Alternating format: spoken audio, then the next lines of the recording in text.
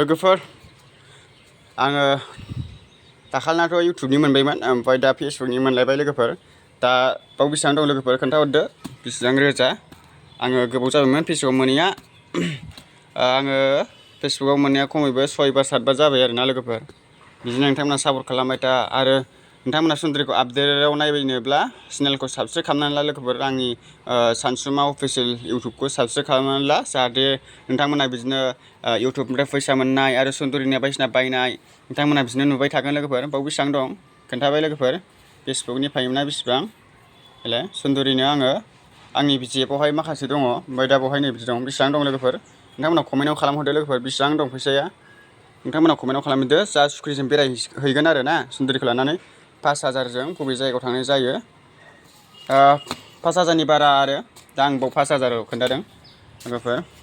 दा मा लायनाय जायो नोंथांमोना नायहरदो नै फैसाया बेसेबां दं गोबाव जाबायमोन आरोना लोगोफोर फेसबुकआव फैसा मोनैया ओमफ्राय सिगाङावहाय थाबथानायबो जादोंमोन आरोना आंथ' कन्टेन्ट मनिटाइजेसनाव अन जाखाबाय नालाय ओंखायनो हाबबाय आरोना लोगोफोर नोंथांमोना बिदिनो सापर्ट खालामलांबाय था लोगोफोर बिदिनो मोजां मोजां आपडेट नुगोन मोजां नोंथांमोना सुन्दरिखौबो नुलांबाय थागोन गाननाय जोमनाय सुन्दरिखौ लासैनो देखायलांगोन लोगोफोर उनावहाय नोंथांमोना नुलांबाय थागोन बिदिनो गारि मटर कार बायदिसिनायावबो नोंथांमोना नुलांबाय थागोन आरो सुन्दरिया कार लानो होनगासिनो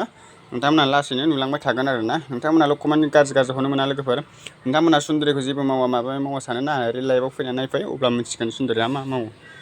लोगोफोर नोंथांमोना एसेबां मानि मेगन सानो नाङा आरोना लोगोफोर मेगन सायोब्ला मालायखौ मेगन सायोब्ला गावनियावनो गैया जायो आरोना ओंखायनो मालायखौ इसिबांनाखि मेगन सानो हाया आरोना